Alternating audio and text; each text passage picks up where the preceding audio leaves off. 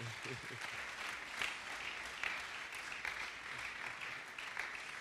beaucoup. Just help you. Thank you, thank you. Good. Merci beaucoup. Okay. Okay. Okay. So start with this. So when needed, you open Okay. right there. Merci, pasteur. Merci, pasteur. Wow! C'est une joie d'être avec vous. Je veux dire, mbote nabino.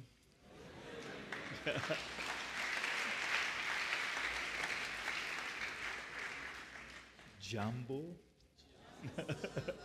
Bonjour. And hello.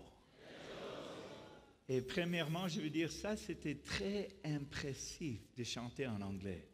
Ça, ce n'est pas facile. Mais il y avait des vocabulaires là qui est très riche et vous avez chanté bien. Merci pour ça. Merci beaucoup. Amen, amen. Merci, pasteur, pour votre hospitalité, votre gentillesse. Et votre pasteur, j'avais lui rencontré à Kinshasa. Ça fait 2 ans maintenant. On était à les dédicaces de le pasteur Nsembe, de célébration. Merci, pasteur. Et il avait prêché là-bas et ça a vraiment me touché. On a regardé les vidéos de vous ici à Goma et tout ce que le Seigneur fait. Et le message que vous avez prêché, ça m'a touché et c'était un message pour moi. Alors, merci parce que vous avez laissé ton pasteur aller là-bas. Alors, on a rencontré là et je suis dans la joie d'être ici. Au commencement, je dois demander pardon parce que je ne sais pas le français très bien, mais je vais essayer de débrouiller un peu. Et j'ai la confiance et la foi aujourd'hui que je vais faire beaucoup d'erreurs. J'ai la foi. Et je demande pardon en avance, mais j'ai la foi que tu peux m'accepter. Et merci pour ça. Le problème, c'est que j'avais étudié en anglais. J'avais grandi à Kinshasa. Mes parents, ils ont m'envoyé à une école internationale pour me préparer d'aller étudier à l'université. Alors, je suis très reconnaissant pour ça, mais j'ai fait toutes mes études en anglais, pas en français, alors j'ai fait beaucoup d'erreurs. J'avais appris le français sur la route de Kinshasa. Alors, si vous pensez que je parle un peu bien, on peut donner les crédits à l'Équinois. Si vous pensez que je ne parle pas bien, on ne peut pas faire la blâme à eux, c'est ma faute. C'est ma faute. Mais j'essaie, amen. Mais on a décidé que c'est mieux de parler direct en français et j'ai la foi que le Saint-Esprit peut communiquer quelque chose. Amen. Et je veux parler cœur à cœur aujourd'hui. Et j'espère que le Seigneur peut me donner grâce et on peut partager quelque chose avec vous. Amen. J'aime beaucoup le pasteur Nsembe. Je m'appelle Eric Loyela. Eric Loyela, nous sommes très proches. Et ça fait 28 ans qu'on était ensemble. J'avais lui rencontré en 1991. Ça, c'était un long temps. On était des célibataires. Et depuis tous ces temps, nous sommes très proches. Et je vais lui honorer aujourd'hui parce qu'il m'a beaucoup encouragé. Quand j'étais dans les vallées, il était là pour moi. Il a me soutenu, il a me prié. Et merci mon frère pour tout ça. Il est venu plusieurs fois chez nous, à mon église, il a prêché et il a nous béni beaucoup. Alors merci pour cette donne de le corps de Christ et merci pour tout ce que vous avez fait pour moi. Amen. Vous avez les salutations de ma femme. Je suis marié depuis 25 ans. On a célébré 25 ans de mariage. Et je sais que tu me regardes et vous pensez que je suis très jeune, mais je suis un peu vieux, 25 ans. J'ai 4 enfants, 2 filles, 2 princesses. Et le premier a 20 ans. Et je suis un peu triste aujourd'hui parce que juste avant qu'on a venir ici, on a l'emmené à une université à Virginie, c'est loin où j'habite. J'habite dans l'État de Floride. La Floride, c'est beau. On a les palmiers, les climats, c'est presque le même qu'ici. Mais le Seigneur a lui appelé d'aller à une université qui est loin. Et papa a beaucoup pleuré. C'était difficile. J'ai entré dans le véhicule, j'ai pleuré comme un bébé. Parce que c'était hier que cette fille était dans mon bras. Qu'est-ce qui a passé? C'est passé trop vite.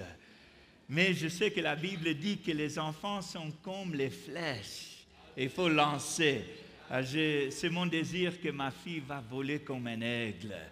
Alors, mais en même temps, j'ai une grande question théologique. Pourquoi est-ce que le Seigneur m'a donné les enfants précieux simplement pour donner?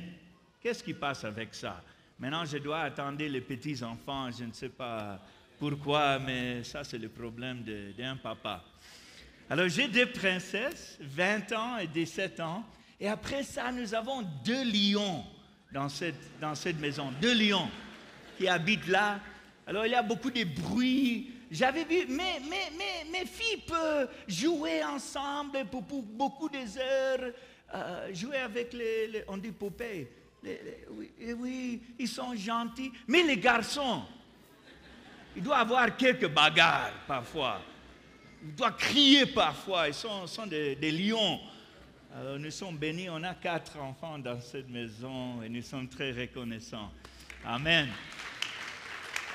J'aime ma femme beaucoup. Je dois partager ça avec vous. Ma femme, elle est la plus belle femme dans tout le monde. Ça, c'est la vérité.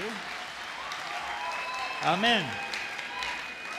Et quand je deviens 80 ans, elle va être la plus belle femme dans tout le monde. Amen. Pourquoi? Parce que l'amour, c'est un choix. Amen.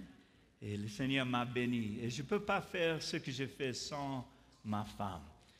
J'ai un appel sur ma vie de voyager, d'aller dans les missions, et elle me supporte beaucoup. Amen.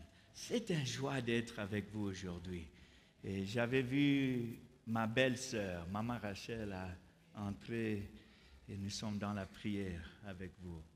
Parce que son papa a gradué et parti au ciel. Et nous manquons, et ça fait mal, mais le Seigneur peut nous conforter. Et on vous aime beaucoup. Alors vous avez les salutations de ma femme et de notre église. Et il y a une équipe maintenant qui prie pour vous, qui fait la jeûne. Et je partage ça simplement parce que je veux que tu connais que ça, c'est un rendez-vous divin. Ce n'est pas par accident que nous sommes ici aujourd'hui. Alors, il y a des gens, des frères et des sœurs qui n'ont jamais été vus, mais ils vous aiment beaucoup. Ils ont décidé, non, on ne va pas manger, on va entrer dans la prière pour notre frère et sœur au Congo qui sont précieuses. Moi, je vous aime beaucoup. Je sais que c'est la première fois que tu m'as vu, mais je vous aime beaucoup. J'avais été vu dans la prière. J'ai beaucoup pleuré pour vous. Quand on entendait tout ce qui passe ici au Congo, et le crise et tout ça, j'ai pleuré beaucoup, et j'ai prié pour toi. Et je dis ça, je ne veux pas que vous pensiez que je crois que je suis important. Je ne suis pas important, mais j'ai un amour pour toi. Et je sais que le Seigneur m'a envoyé ici. C'est un privilège. Quand j'ai commencé le matin, j'étais dans la prière, j'ai commencé à pleurer. Je dis, Seigneur, pourquoi est-ce que tu m'as donné ce grand privilège, cet honneur de venir louer le Seigneur ensemble avec mes frères et sœurs? Mais plus que ça, que tu m'as demandé de partager quelque chose avec eux, je n'ai pas le mot de dire merci à Jésus pour ça. C'est un honneur, un privilège de vous servir un peu avec la parole de Dieu. Alors même si je fais beaucoup d'erreurs, j'espère que tu peux connaître aujourd'hui que je vous aime. Et je vais essayer de partager quelque chose, même en français. Amen. Je vous aime beaucoup. Alléluia. Bon, je crois que j'ai un peu de temps. On va essayer de faire ça en français. Tu aimes le Seigneur aujourd'hui? Amen. Amen. Amen. Amen. Dis ça avec moi. Jésus, je t'aime. Merci pour ta présence pour l'onction de Dieu. Merci pour ta parole. Merci pour ta grâce. Touchez-moi aujourd'hui. Amen. Seigneur, je soumis devant toi. Je soumis devant le croix de Jésus. Je soumis devant la parole de Dieu. Et je demande, Seigneur, que tu peux m'aider dans ma faiblesse. Et que tu peux communiquer quelque chose. Que tu peux transmettre. Que tu peux transférer quelque chose dans l'esprit. Aidez-nous aujourd'hui. Et nous disons aujourd'hui, Saint-Esprit, c'est toi qui es notre enseigneur. Merci pour ça. Au nom de Jésus. Amen. Et Amen. Amen. Si vous avez ta Bible aujourd'hui, allez avec moi, s'il vous plaît, à 2 Samuel. Et comme j'avais dit, j'ai fait mes études en anglais, alors je suis un peu illittérat. Ça, c'est la vérité. C'est difficile de lire en français. Alors, est-ce que on peut demander à quelqu'un pour lire les passages? Ça peut m'aider beaucoup parce que si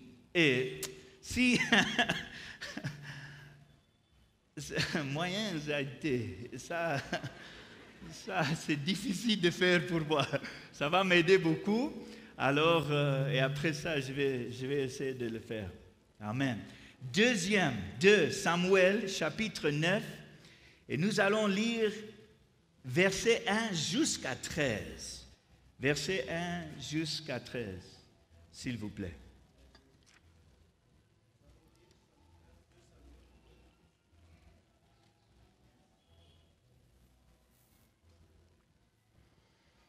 Merci pour ta patience aujourd'hui.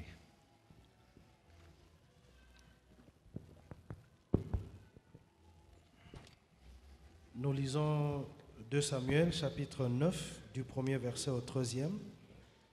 David dit, « Reste-t-il encore quelqu'un de la maison de Saül pour que je lui fasse du bien à cause de Jonathan ?»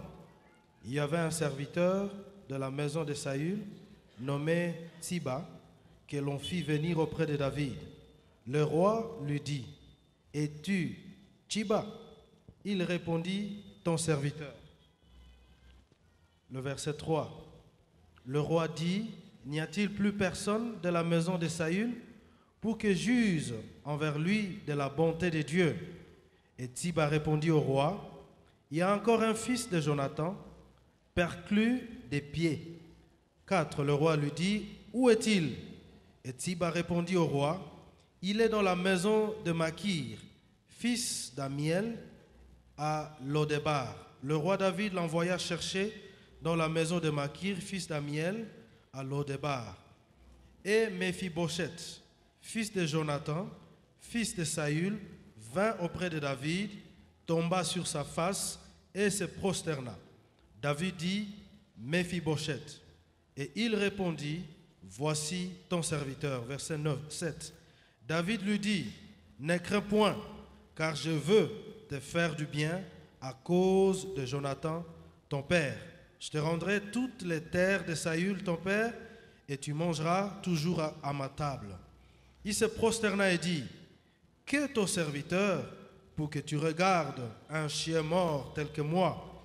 Le roi appela Tsiba, serviteur de Saül, et lui dit, « Je donne au fils de ton maître tout ce qui appartenait à Saül et à toute sa maison.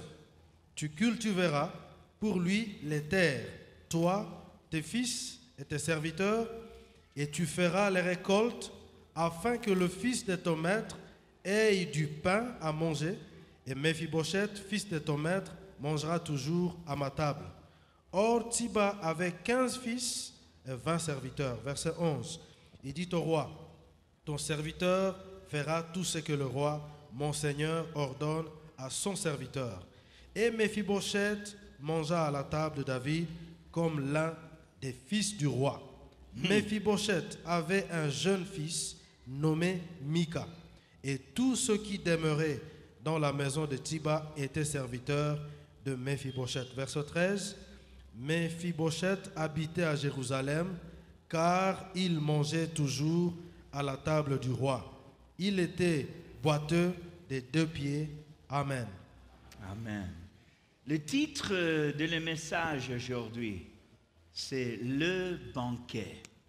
C'est le banquet. Est-ce que tu peux dire ça avec moi? Dis le banquet. Le banquet.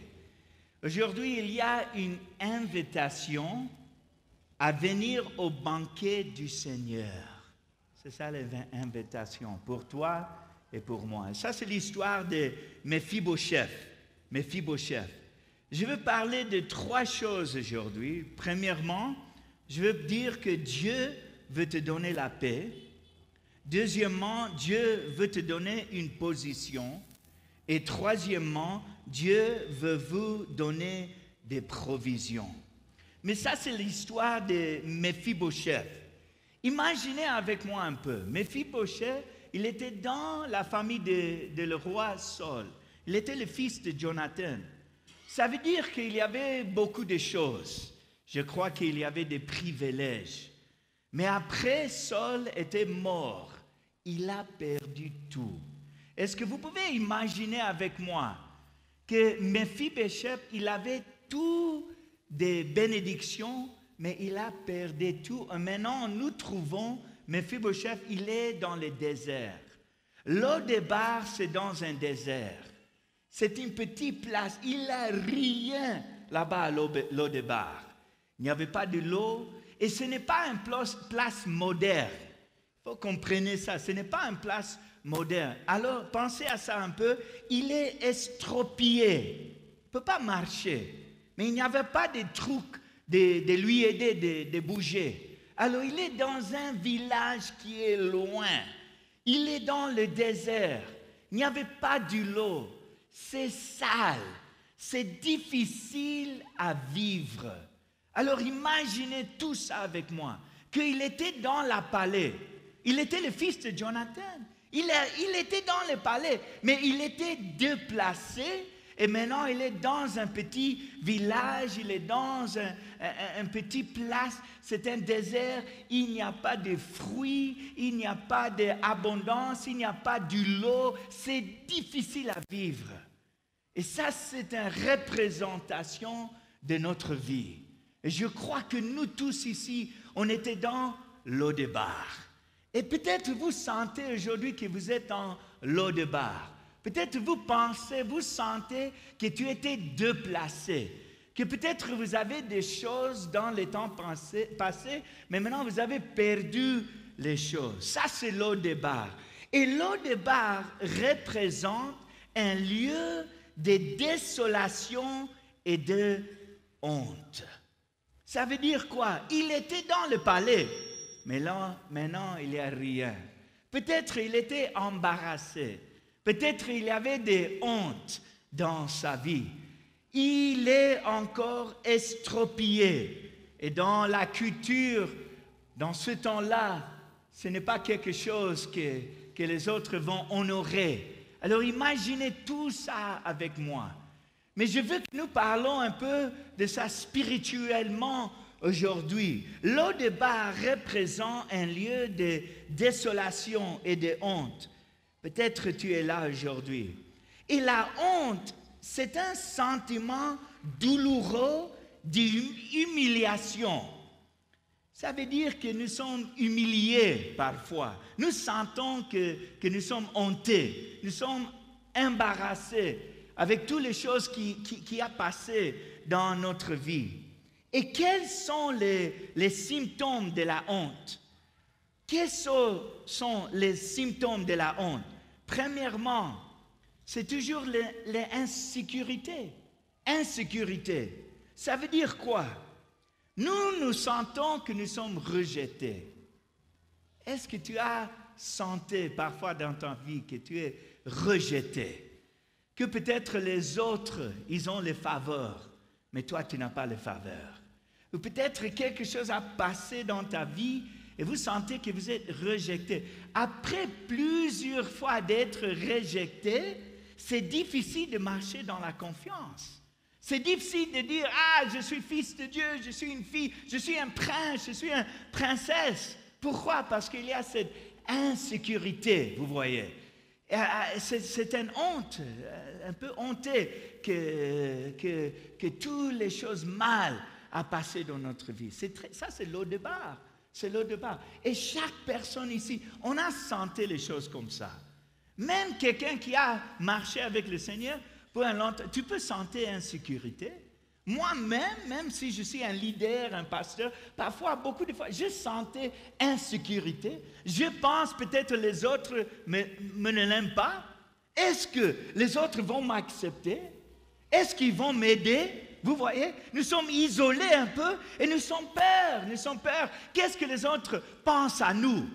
Et même s'il y avait beaucoup de douleurs dans ta vie et les choses qui a vous touché, même qui a vous embarrassé, même peut-être ta famille, il y a beaucoup de problèmes dans ta famille. Alors il y a des insécurités là, tu es isolé et tu as peur. Qu'est-ce que les autres pensent à moi? Vous voyez, tu es isolé. Ça, c'est un symptôme d'être honteux. Un autre symptôme, si je peux suggérer aujourd'hui, le deuxième symptôme de honte, c'est ça. Culpabilité. Et nous sentons que nous avons commis un mal. Et peut-être tu es ici aujourd'hui et tu as fait du mal. Tu es coupable, tu sentais quelque chose. Mais aussi, on peut sentir culpabilité si les autres ont péché contre nous. Quelqu'un a fait quelque mal contre moi-même. Vous voyez, c'est un peu de honte. Ce n'est pas ta faute, mais quelqu'un a te blessé. Quelqu'un a fait quelque chose. Et c'est sans que c'est ma faute. Non, ce n'est pas ta faute. Ce n'est pas ta faute. Mais vous sentez ça. Est-ce que tu es là? Tu comprends mon français aujourd'hui? Alors, premier symptôme, c'est insécurité. Deuxième, c'est culpabilité. Nous sentons que nous avons commis un mal ou peut-être nous sommes honteux parce que les autres ont fait le mal contre nous. Et nous sommes embarrassés de ça. Et c'est terrible. Il y a des choses qui passent dans notre vie parfois. Même on ne peut pas parler de ça. Même on ne peut pas mentionner parce que c'est quelque chose de honte. C'est quelque chose de terrible. C'est quelque chose de mal. Un troisième symptôme de honte, c'est le blâme. Blâme. Ça veut dire quoi? Nous sentons que c'est la faute des autres. Alors vous vivez dans cette mentalité que oui, je suis un victime, il y a les autres qui ont me blessé, mais c'est comme tu ne peux pas sortir de cette blessée et vous vivez dans une mentalité, une attitude de blâme. Ah, les autres, ils ont fait ça. C'est la faute de le gouvernement. C'est la faute des commerçants. C'est la faute de ma famille. C'est la faute de quelqu'un d'autre. Et vous vivez cette mentalité, c'est la faute de tous les autres. Vous voyez? Et pourquoi est-ce que vous faites ça? Parce que tu es en train de protéger quelque chose dans ton cœur. Tu es blessé. Mais c'est un symptôme de honte. Tu fais la blâme à les autres. Un autre symptôme, c'est étiquette. Étiquette. Ça veut dire quoi? Nous nous sentons obligés de porter des vêtements qui ne nous vont pas. Ce n'est pas vos vêtements. C'est à quelqu'un d'autre. Mais vous sentez que vous êtes obligé d'apporter les vêtements de quelqu'un d'autre. Ça veut dire quoi? Que c'est comme vous êtes forcé un peu d'être quelqu'un qui tu n'es pas. Ce n'est pas vous. Tu es un prince, tu es une princesse, mais parce que vous avez honte dans ta vie, tu commences à porter les vêtements de quelqu'un d'autre. Mais le Seigneur va te libérer de tout ça. C'est un symptôme. Et nous tous ici, nous tous, on peut avoir les symptômes de honte.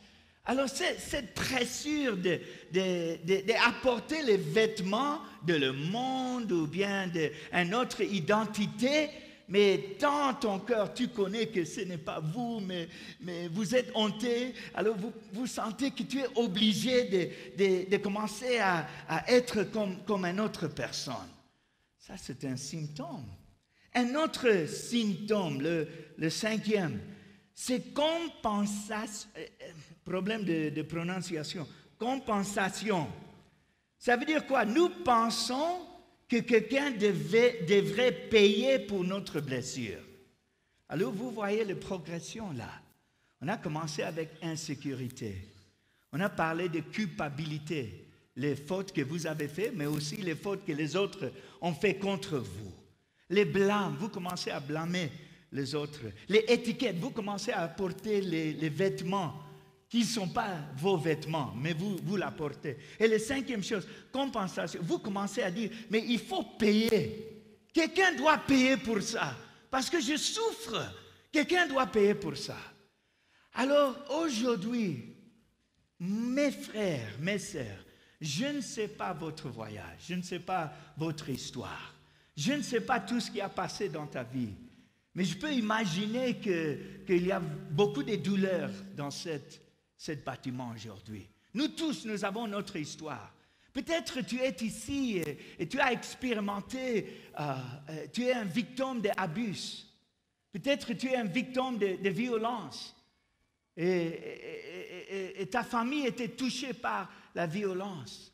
Je ne sais pas les mal choses qui a passé dans ta vie. Mais écoute aujourd'hui, Jésus vous aime. Et peut-être je ne peux pas comprendre tout ce qui a passé dans ta vie. Peut-être tu dis aujourd'hui, mais pasteur, tu ne comprends pas la douleur et comment j'ai souffert. Ça c'est vrai. Mais je sais quelqu'un qui comprenait tout. Et ça, c'est Jésus.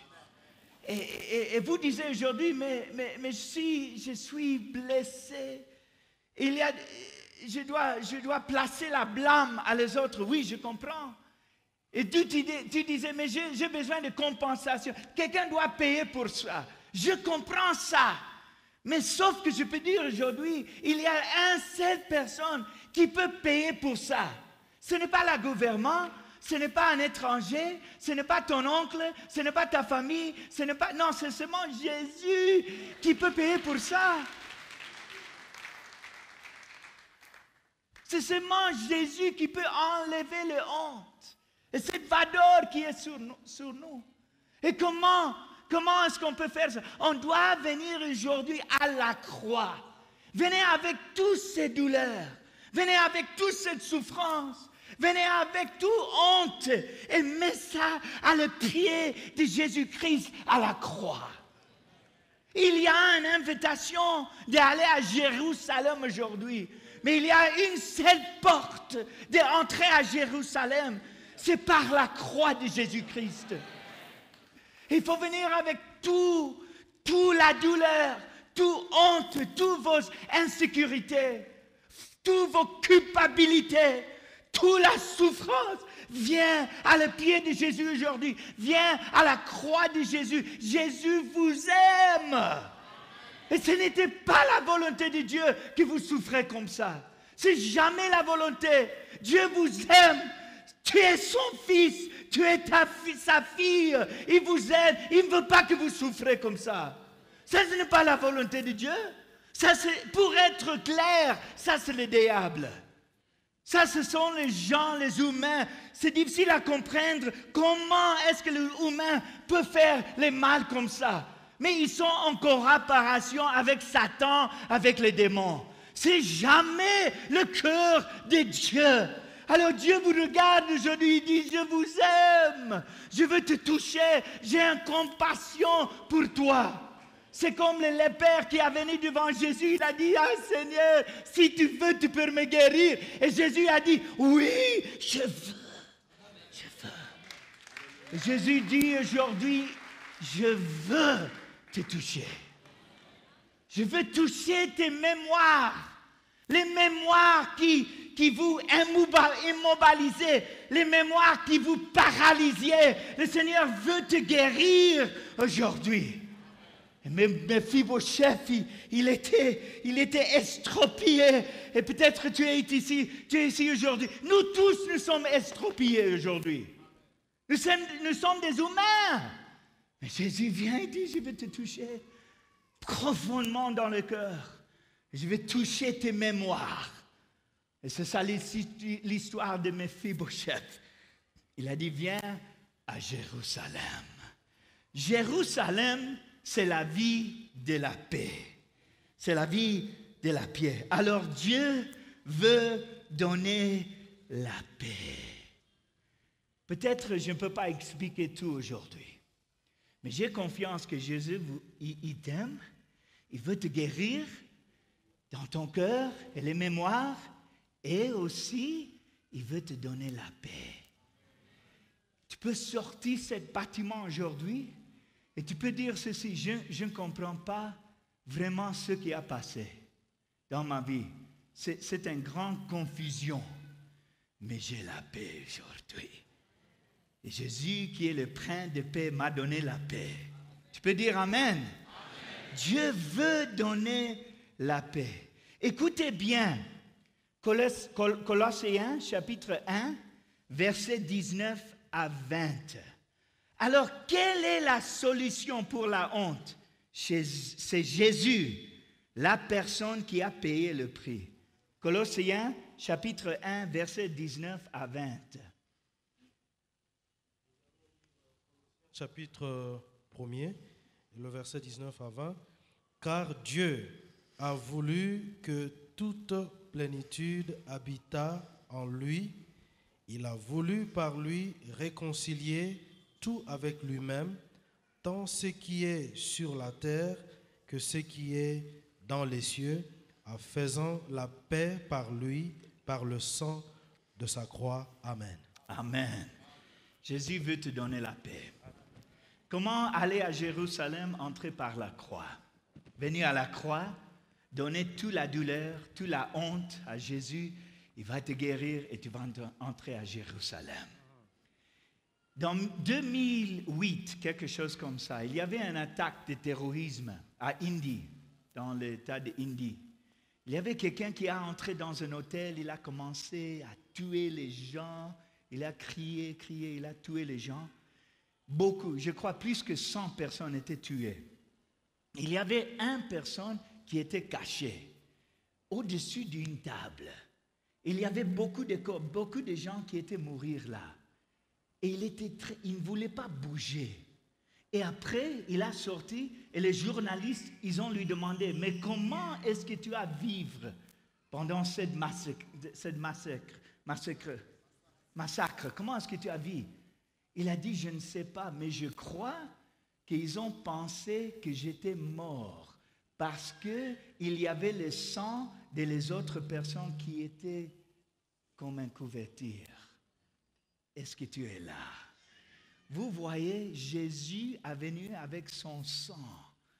Pourquoi est-ce que je peux vivre aujourd'hui? Parce que Jésus a me couvert avec son sang. Amen. Amen. Comment entrer à Jérusalem? Viens à la croix. Viens à la croix. Descendez, tombez à la croix et donnez ta vie complètement à Jésus, même avec toute la douleur. Et tu vas vivre. Amen. Amen. Un autre passage, Joël, chapitre 2, 23 à 26. Lisez ça avec moi, s'il vous plaît. Joël, chapitre 2, versets 23 à 26. Merci pour ta patience. Joël 2, 23. Nous allons lire Joël chapitre 2, 23 à 26.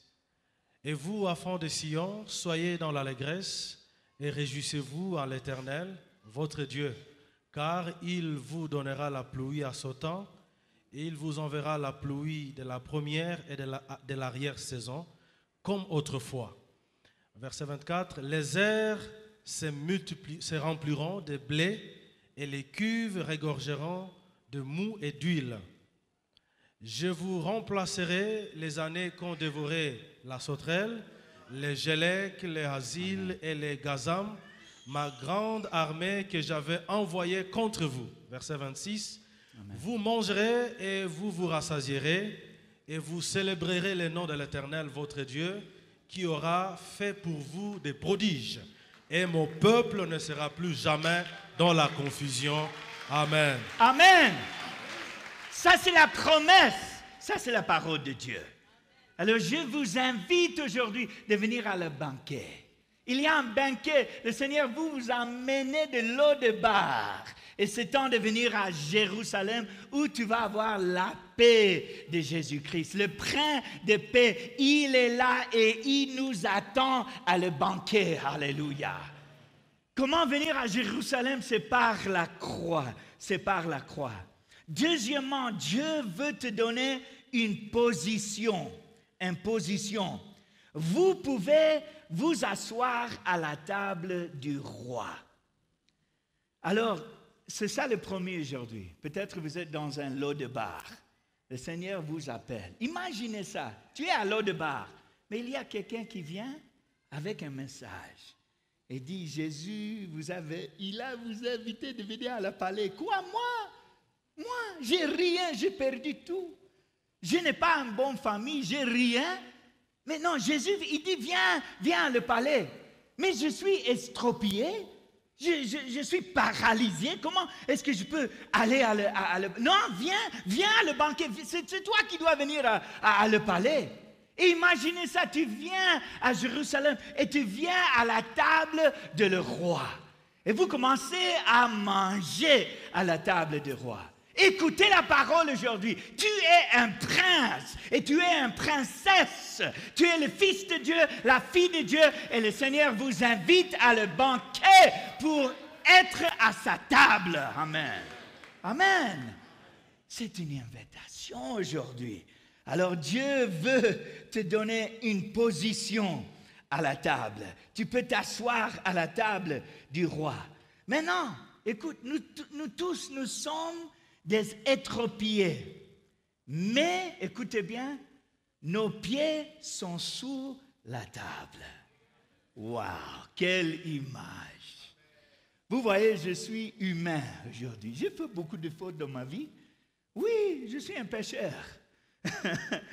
Mais la grâce de Dieu. Et je suis à la table. Et mes pieds sont au-dessus la table. Écoutez bien 2 Corinthiens chapitre 4 et verset 7. 2 Corinthiens 4 et verset 7. Nous lisons 2 Corinthiens chapitre 4, le verset 7.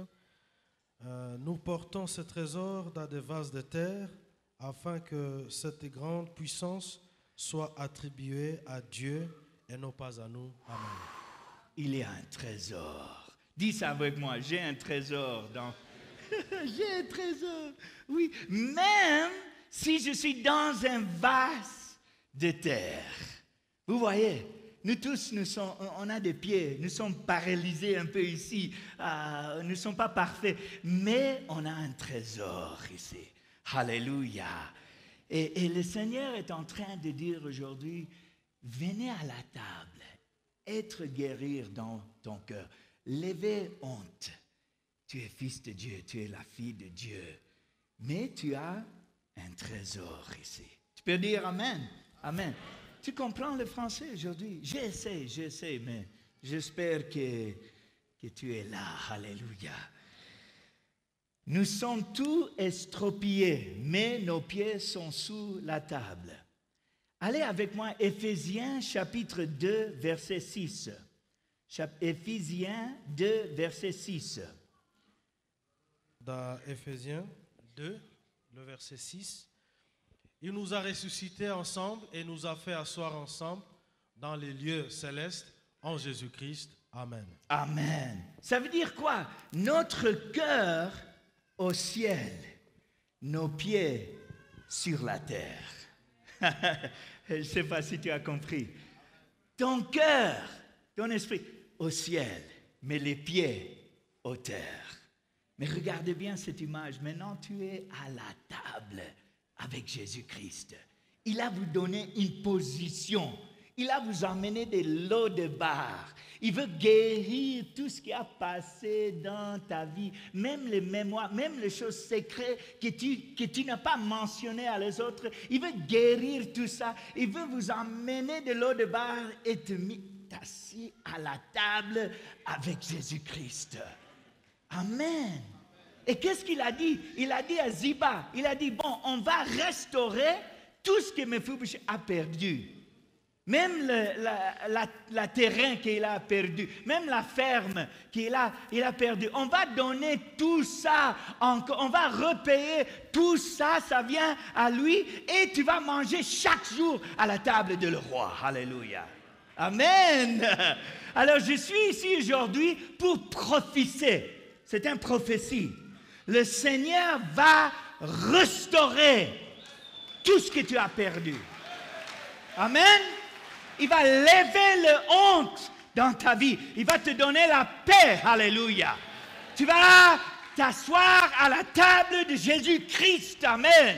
Même si tu n'es pas parfait. Il ne faut pas être embarrassé aujourd'hui. Il ne faut pas être honté aujourd'hui. Nous tous, nous avons nos histoires. Mais on vient à la table et nous sommes des frères et des sœurs de chaque nation, de chaque tribu. Nous sommes des frères et sœurs en Christ et nous sommes à la table avec Jésus-Christ. Amen. Amen. Acclamez le Seigneur. Il a une promesse pour toi. Il veut te donner une position. Il veut te donner la paix aujourd'hui. Mais tu vas t'asseoir à la table de Jésus-Christ. Amen. Venez avec moi à le banquet. Venez, Yaka. Venez à le banquet et mangez avec Jésus. Amen. Dieu veut te donner une position. Troisième chose. Dieu veut vous donner des provisions. Des provisions. Amen. Il veut que tu prennes plaisir du banquet. Amen.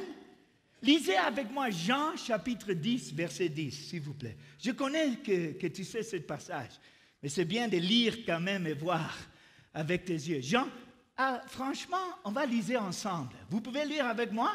Allez, 1, 2, 3. Le voleur.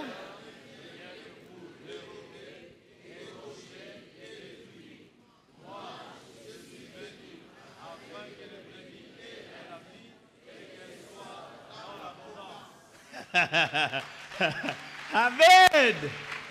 Jésus a venu de vous donner la vie. Il était mort. Imaginez ça, Fils de Dieu était mort. Il a souffert pour moi, pour toi.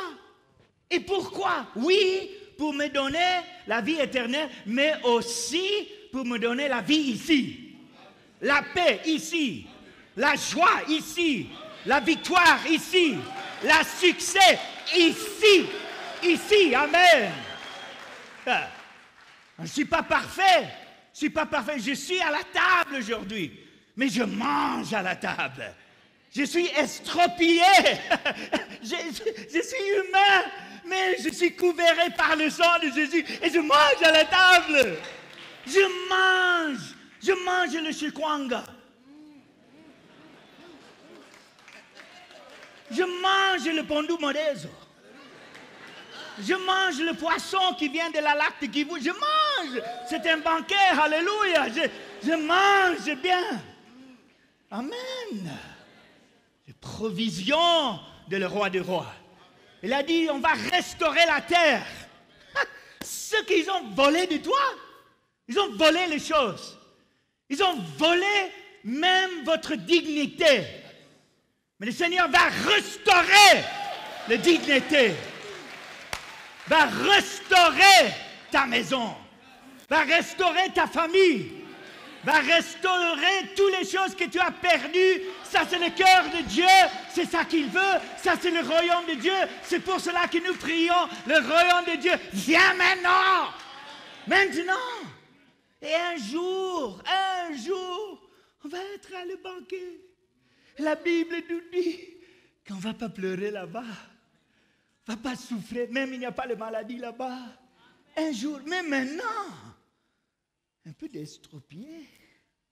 Seigneur peut guérir, je peux m'asseoir à la table. Mais écoutez l'invitation aujourd'hui. Pourquoi attendre que tu arrives là-bas? Pourquoi pas commencer maintenant? Tu sais, ta voisine dit, tu peux commencer maintenant? Tu peux commencer? Oui, oui, oui, tu peux manger maintenant, tu peux commencer maintenant. Les célébrations, ça peut commencer maintenant. Oui, un jour, on va adorer le Seigneur, mais pourquoi pas commencer maintenant? Un jour, on va célébrer, on va danser devant le Seigneur, mais pourquoi pas commencer maintenant? Un jour, on va avoir les amours, l'amour pour les gens. Mais pourquoi pas commencer maintenant? Je vais avoir l'amour pour les gens maintenant. Pourquoi pas maintenant? On peut commencer maintenant à la banquette. Et la promesse, ce que Jésus a venu, vous me donnez la vie maintenant. La victoire maintenant. La paix maintenant. La joie maintenant. Alléluia. Mon cœur est au ciel. Mais je vis ici, les pieds sont sur la terre. Alors Dieu veut que tu prennes plaisir du banquet. Allez avec moi à Apocalypse 19, 6 à 9. Apocalypse 19, 6 à 9. C'est une invitation au banquet de Dieu. Écoutez. Nous allons lire Apocalypse chapitre 19, versets 6 à 9.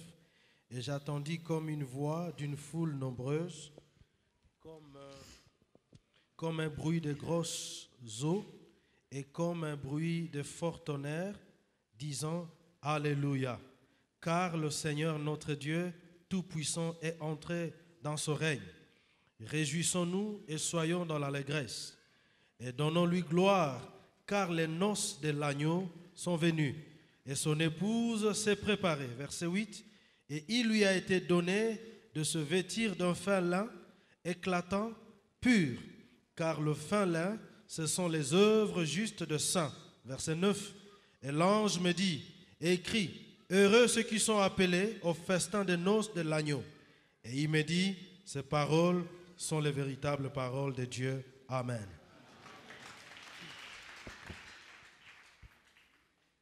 Est-ce que tu veux venir avec moi à le banquet, de manger ensemble, les provisions de Dieu? Peut-être tu es dans un lot de bar aujourd'hui. Nous tous, on était là. Peut-être tu es là, un désert. Tu as perdu beaucoup, tu as été déplacé. Tu as des mémoires qui vous troublent et ça vous paralyse, ça vous immobilise. Mais le Seigneur vous invite aujourd'hui. C'est un message. Viens à Jérusalem, recevoir la paix, entrer par la croix. Et ça, c'est seulement pour le salut, c'est pour nous tous. Il faut venir par la croix, mais entrer à Jérusalem, la paix de Dieu va être là et tu vas t'asseoir à la table. Manger chaque jour. Pas chaque semaine, chaque jour. Vous pouvez manger là les provisions de Dieu. Et le Seigneur va restaurer tout ce que tu as perdu. Amen. Amen. Tu peux dire Amen en français? Amen, amen en Swahili? Amen. Bwana asifiwe. Yesu asifiwe. Kembo na Yahweh. Glory to Jesus. Wow. Alléluia. Amen. Amen. Je vous invite ce matin de rester debout pour quelques minutes, s'il vous plaît. Et je vais prier. Et je vais demander le pasteur de peut-être venir nous diriger un peu. Mais il y a deux choses que je vais faire aujourd'hui. Peut-être tu es ici. Je ne sais pas si tu es un visiteur. C'est la première fois. Je ne sais pas si tu as grandi dans une famille chrétienne. Peut-être tu étais dans les églises et tu étais au-détour de la religion, mais tu n'as jamais vraiment compris une relation avec Jésus-Christ. Peut-être tu as reçu le Seigneur quand tu étais jeune, mais vous savez bien que tu ne marches pas avec le Seigneur. Aujourd'hui, c'est votre jour. C'est un rendez-vous divin.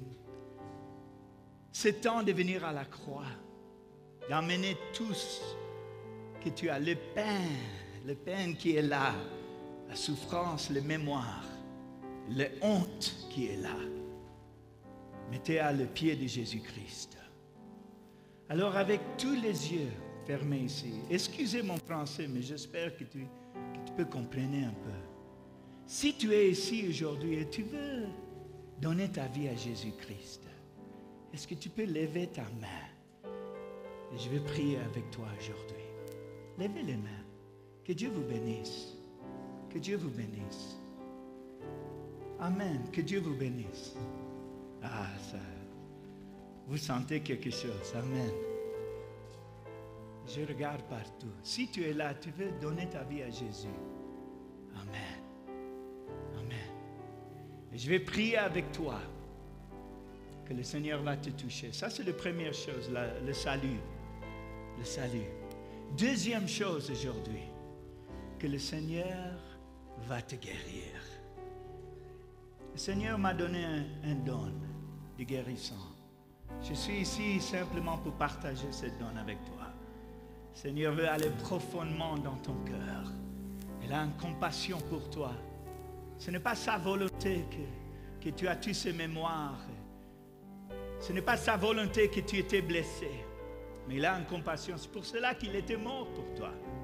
C'est pour cela qu'il a souffert pour toi. Il vous aime beaucoup. Et moi aussi, je vous aime. Je ne sais pas si on peut aller à ces chansons qu'on a commencé. Yahweh, Yahweh, quelque chose comme ça. Yahweh, qu'on a chanté. Zambé, c'est quoi encore? Oui. Et je veux t'inviter de commencer à adorer le Seigneur. Et pendant cette adoration, viens avec la souffrance. Il y a un autel. Oh Yahweh, oh Yahweh, Yahweh, Zambé, Zua,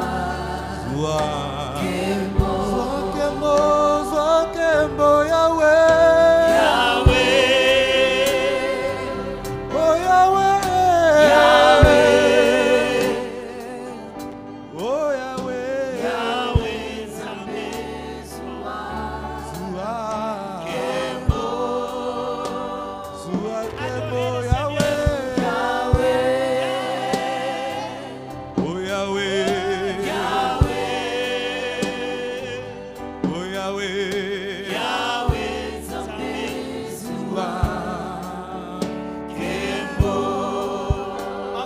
Adorez le Seigneur.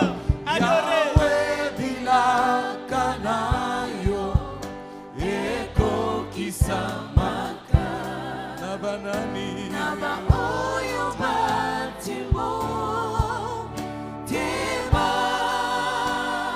Malamu kolo ya kitoko opesaka Yahweh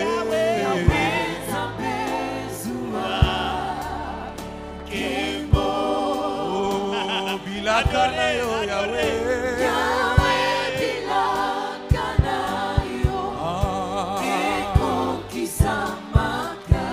banani yo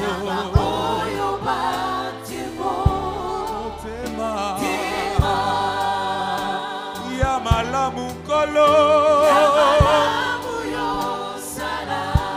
ya kitoko opesaka Yahweh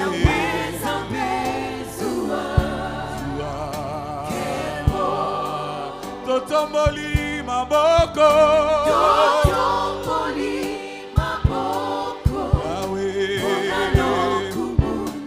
Bona lokumu na yo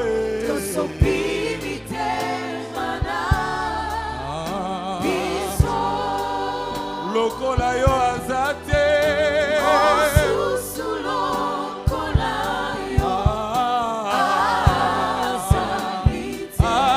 azalite kolo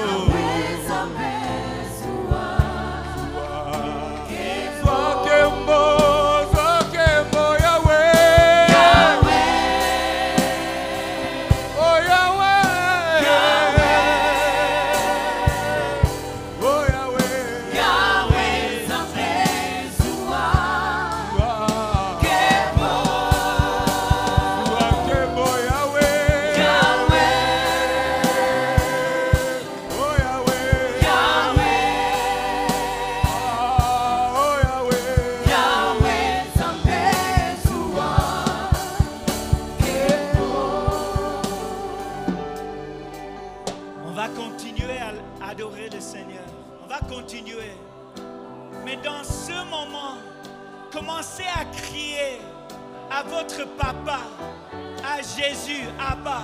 Demandez le Seigneur de vous guérir, de vous emmener à Jérusalem, de guérir de les hontes, de guérir de toutes les choses qui est passé dans ta vie. Ça va aller au-dessus de la table, que le sang de Jésus peut venir te guérir. Commencez à crier, demandez Jésus pour te guérir.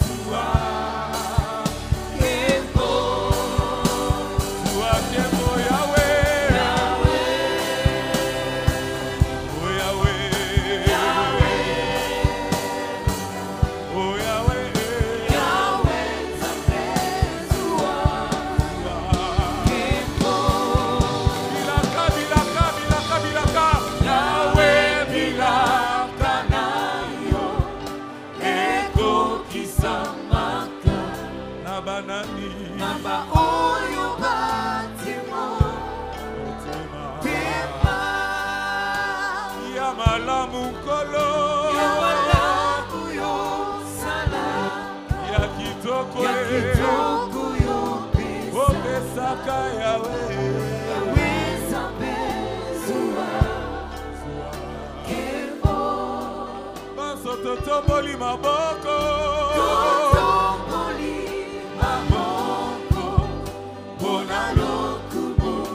bona lokumu na yo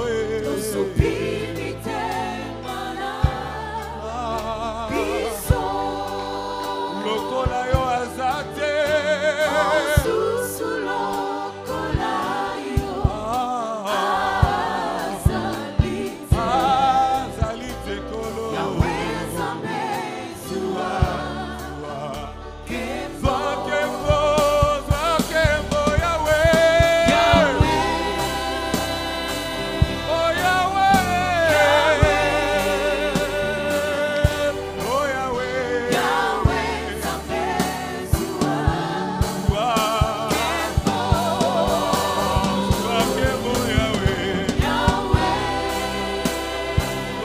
boy.